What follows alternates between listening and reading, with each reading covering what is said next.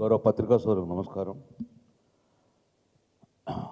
మా యొక్క తెలంగాణ రాష్ట్రంలో ఉన్న వెనుకబడిన జాతులందరినీ కూడా వారి జాతుల యొక్క మనోభావాలు దెబ్బతీసే విధంగా ఈరోజు ఈ కాంగ్రెస్ పార్టీ వ్యవహరిస్తుంది. మేము అసెంబ్లీలో ఈ బిల్లు పెట్టినప్పుడు మార్చి 17 పాస్ అయ్యేటప్పుడు మా అనుమానాలన్నీ కూడా మేము చెప్పడం జరిగింది. ఏమన్నా అనుమానాలు చెప్పినామంటే, గతంలో బీహార్ ఎలా అయితే ఫెయిల్ అయినరో, తమిళనాడు అయితే ఎలా సక్సెస్ అయిందో, ఆంధ్రప్రదేశ్ మహారాష్ట్ర ఎట్లా ఫెయిల్ అయినరో, ఇవన్నీ పరిణామాలు తీసుకొని మీరు కూడా అలా వ్యవహరిస్తే తమిళనాడు తరహాలో వస్తాయని చెప్పేసి క్లియర్గా చెప్పడం జరిగింది. మీరు వల్ల క్యాబినెట్లో పెట్టి ఆర్డినెన్స్ తీసుకొస్తా అన్నారు. నేను రేవంత్ రెడ్డి ప్రభుత్వాన్ని సూటిగా ప్రశ్నిస్తాను. నిజంగానే ఆర్డినెన్స్ ద్వారా రిజర్వేషన్ కలగాలంటే మరి 20 నెలలు ఎందుకు కాలయాపన చేశారు? 150-160 కోట్లు ఎందుకు ఖర్చు చేశారు? ఎందుకు ఈ కమిటీలు వేశారు? ఎందుకోసం మీరు ఇవన్నీ కాలయాపన? నిజంగానే ఆర్డినెన్స్ ద్వారా తీయాలనుకుంటే 20 నెలల ముందే ఆర్డినెన్స్ ద్వారా చేయొచ్చు ఎన్నికల ప్రక్రియ.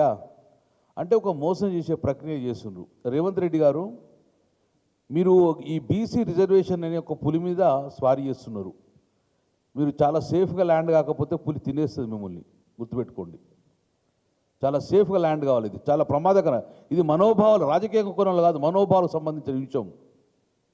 మీరు చాలా జాగ్రత్తగా తెలంగాణ బీసీల మనోభావాలకు దెబ్బతినకుండా మీరు అడ్మినిస్ట్రేషన్ తీసుకుంటేనే ఈ యొక్క మీ యొక్క మనుగడకు ఉండలేకుండా ప్రమాదంగా ఉంటుంది. మళ్ళీ నేను ఒక్కసారి చెప్తున్నాను, ఇది మీరు ఏం ప్రెజర్ చేశారు?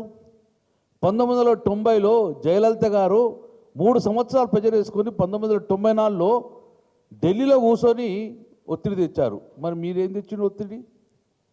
ఒక్కరోజు ధర్నా చేసుకొని తూతు మంత్రంగా వచ్చేసిండ్రు. ప్రధానమంత్రి కలిసారా? ప్రెసిడెంట్ని కలిసారా? అఖిలపక్షాన్ని తీసుకువెళ్ళారా? వార్నింగ్ ఇచ్చారా? మీరు మా యొక్క బీసీ యొక్క ఈ బిల్లును రాజ్యాంగంలో 9వ షెడ్యూల్లో పొందుపరచకపోతే మేము ఢిల్లీ వదిలి రాము అని చెప్పి ఏమైనా అల్టిమేటం ఇచ్చారా? అంటే ఇవన్నీ కూడా తూతు మంత్రంగా మొక్కుబడిగా చేసే వ్యవహారంగా భావిస్తున్నాం. కాబట్టి ఇంత దూరం వచ్చినా కూడా మమ్మల్ని మోసం చేస్తే మాత్రం తీవ్ర పరిణామాలు ఉంటాయి. సూటిగా అల్టిమేట్గా చెప్తున్నాను, మీరు ఆర్డినెన్స్ తెస్తారా, ఏం తెస్తారా, కానీ మాకు చట్టసభలలో 42% రిజర్వేషన్ క్లియర్గా ఇవ్వండి. అది కూడా మెన్షన్ చేయండి. స్థానిక సంస్థలలో క్లియర్గా మెన్షన్ చేయండి. ఇవి 42% బీసీకి రిజర్వేషన్ చేసినాము, ఎన్నికలు పోతున్నాం అని చెప్పండి. కానీ మీరు ఏదో ఒక సాకు చెప్పి గిట్ట 42% ఎగ్గొడితే మాత్రం తీవ్ర పరిణామాలు కాంగ్రెస్ పార్టీ తీవ్రంగా ఎదుర్కోవాల్సిన ఆ బాధ్యత ముఖ్యమంత్రి రేవంత్ రెడ్డి గారు బాధ్యత తీసుకోండి. ఎట్టి పరిస్థితుల్లో 42% మీరు as per the Kamareddy declaration ప్రకారం మీరు ఏదైతే హామీ ఇచ్చారో దానికి కట్టుబడి ఉండండి. మీరు ఏం చేస్తారో చేయండి, కానీ 42% ఇచ్చినాకనే ఎన్నికలకు పోవండి అని చెప్పి డిమాండ్ ఇస్తున్నాం.